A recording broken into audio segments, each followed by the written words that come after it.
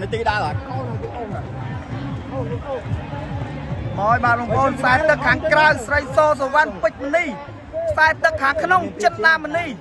វត្តពលលាស់ហើយនឹងវត្តវាស្មៅគុំមណ្ឌលបាទមកបងប្អូនមកតែពងអង្គៀមគ្នាណា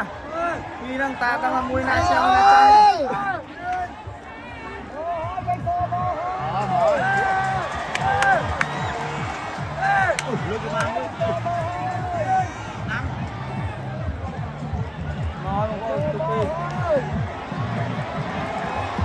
បកដល់នោះបកទីណាបកហើយ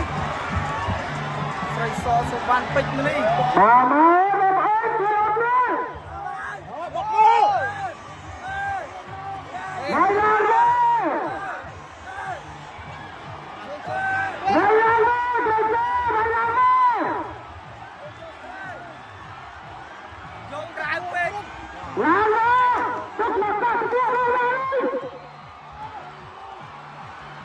បាទស្រីស